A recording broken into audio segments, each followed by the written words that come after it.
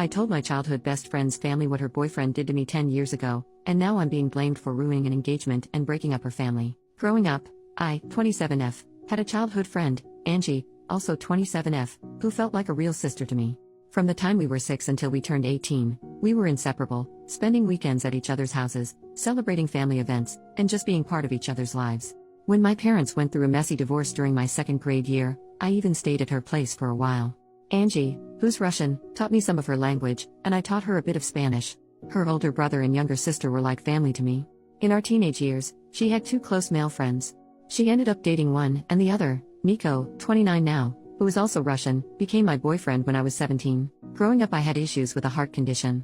I won't bore you with the details, but I had to take a lot of meds, but got healthier starting from 16.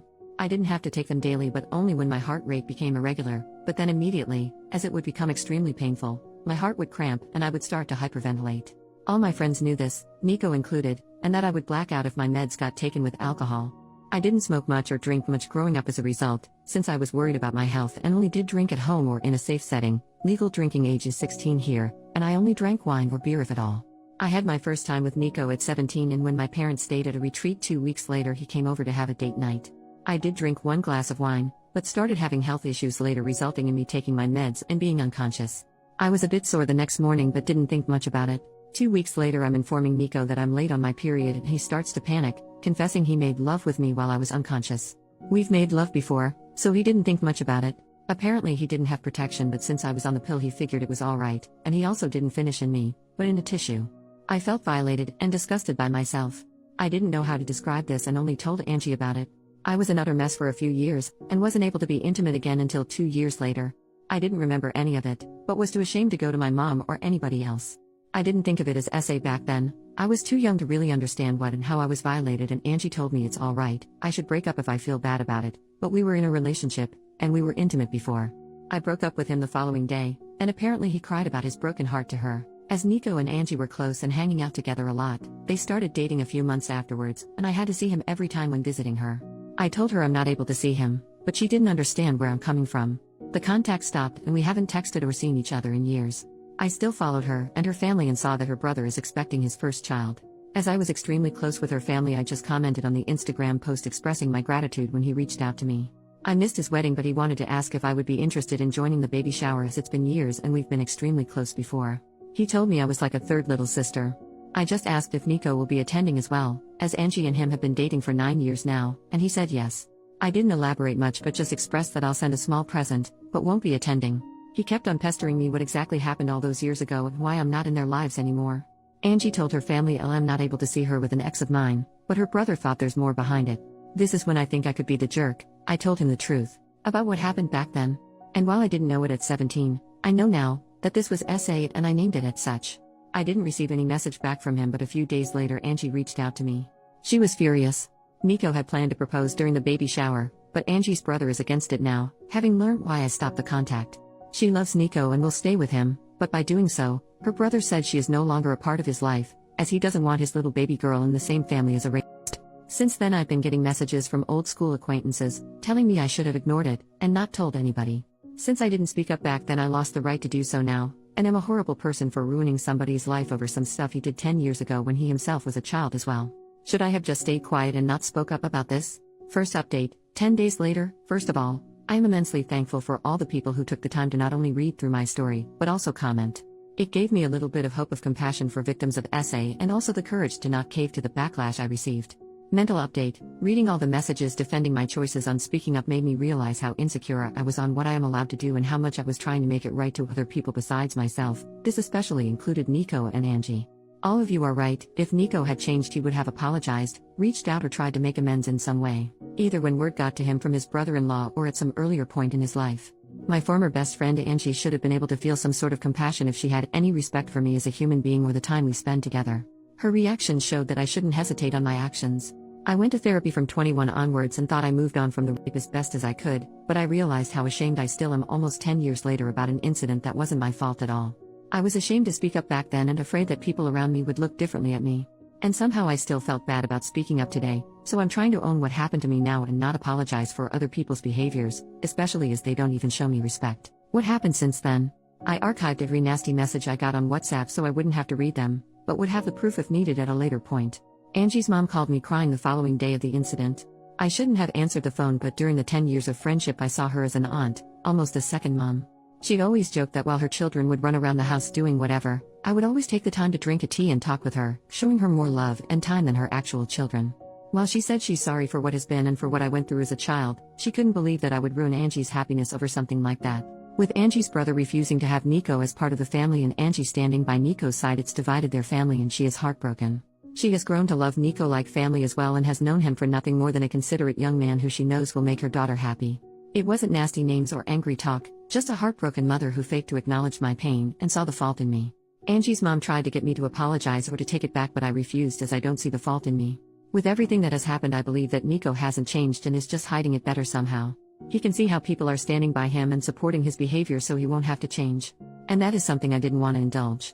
Angie's mom not even once used the word rape, and I tried to correct her every time she talked about it, trying to name it for her to understand better, but she would just start sobbing more and it didn't make sense for us to continue to talk. Angie's mom used to be in contact with mine for some time, and she reached out to her after our talk. I was afraid that my mom would find out, since she's from a more conservative background. We had a long talk and I didn't get to see her physically yet, but she apologized for not being there for me or not making me feel like I can talk to her. I tried to calm her as best as I could, but when she asked me if my current partner knows I was used like that, I got angry. She was scared my partner would leave me if he found out, implying it was something that made me less precious or appealing. When she asked me to keep it a secret from our family abroad and in our country, I hung up. She was acting exactly the way I was afraid she would, as if it's something shameful. It was especially hard as I am trying my best to move away from the feeling of shame. She has since apologized, but it's clear that her view of me has changed. I don't yet know how to deal with it, but that's something to worry about in the next few weeks. As some of you suggested, I wrote Angie's brother, Sven, again and apologized for the mess, but I'm glad that it is out in the open and how proud I am that he's not defending his family. I asked if his old email is still working as I would just send a gift card. He didn't respond, but I got a message from his wife 2 days ago. She thanked me for speaking up and informing them about Nico. There were apparently a few moments that made her uncomfortable, some jokes Nico made, and in retrospective she can see why. Sven apparently informed her the moment he got my initial text, and both of them have since seen Angie but not Nico. She refuses to be in the same room or house as him, and same goes to their unborn daughter. Sven and Angie's mom has been at their place multiple times to beg to forgive Nico, and Sven caved a little. Angie and Nico will get married, Sven will attend but his wife will not. He is allowed in the family but not in contact with either Sven's wife or daughter. Those restrictions are not for Angie. Sven was suffering trying to ease his mother's worries and is not able to take a stand and cut them out completely.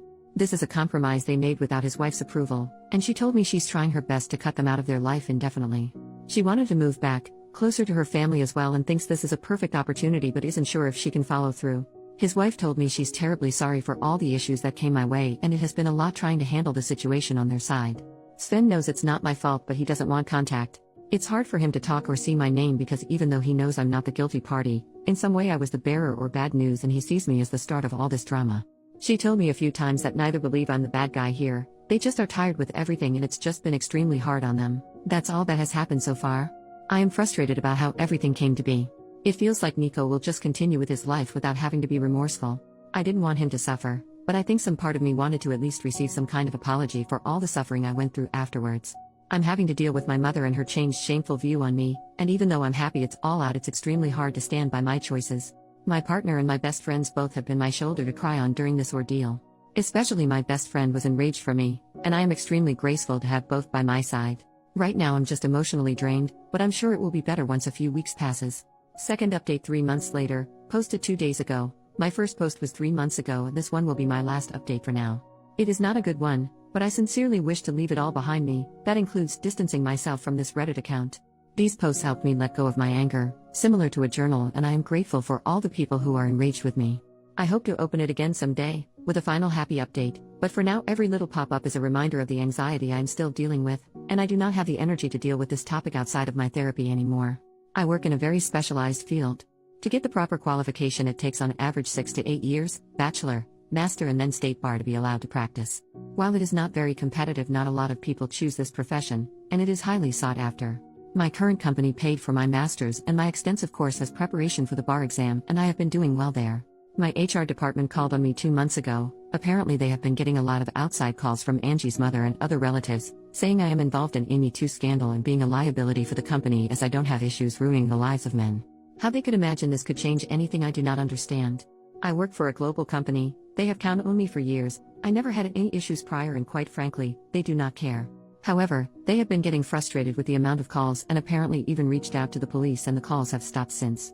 Nonetheless, they reached out to me to check on my mental well-being, offering to give me paid leave till it settles a little bit, and offering company paid therapy. Therapy is covered by my country's health insurance, but it is tricky to get one without waiting time. But I already had my old one on retainer and started going right after the incident. They made it clear that they invested a good amount of money in me and do not wish to lose me. I was ashamed that this part of my private life slipped into my professional one. It started to influence the career I worked hard for years to build, and while my company ensured me that it would not affect the workload and clients I'm getting, word got around, and it was clear for my colleagues that I am going through something nasty, and the company does not want to deal with it. All this stress and anxiety led me to hyper-focus on my work. I took on whatever I could, paranoid that another call would come, and for whatever reason, the company would move me to a dead-end department where my career would basically be over. At the same time, I started looking into different companies who would be able to buy me out, as I am tied to my current company for 5 years after graduation. 3 more are left, and I got a management position in a rival company with a huge salary jump. I couldn't be happy about it. I was just relieved I wouldn't get the pity looks from my colleagues anymore. I went to the police with all the hateful messages and the HR protocol with the call history and got a restraining order for Angie's mom. Should she contact my new company again, I have a public LinkedIn. It is needed for my job. At least I have some sort of proof that her words hold no meaning. I got asked if I want to pursue the essay but decided against it. It would open the whole ordeal again. I don't have proof, besides Nico and Angie not denying it, and quite honestly was afraid of what it would do to my career. I did keep contact with a good friend of mine who grew up in the same small town but moved away 5 or so years ago. As we share a Nintendo Switch online family account, so we tend to be in contact at least once a year for a short phone call when she has to send me the money for the subscription, and we just tend to make a phone call with updates out of it.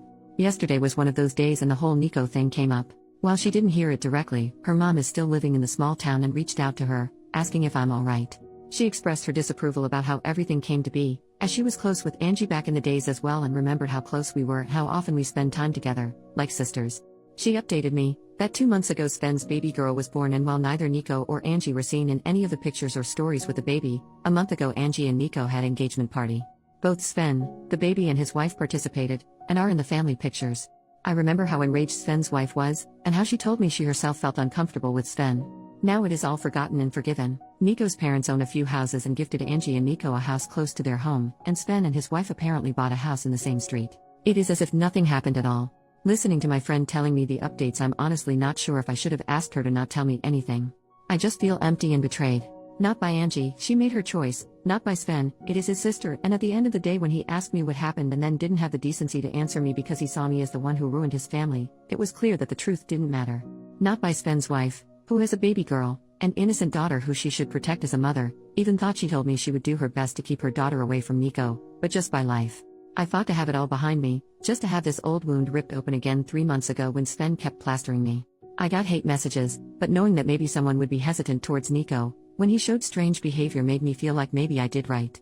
Maybe by speaking up I helped a girl out to not be SA'd. My own mother was ashamed of what happened to me, told me I was to keep it quiet so my family abroad wouldn't get to hear it, just for it all to be all good again for Nico. After everything that happened these last 3 months, I truly understand why victims of SA chose not to speak up.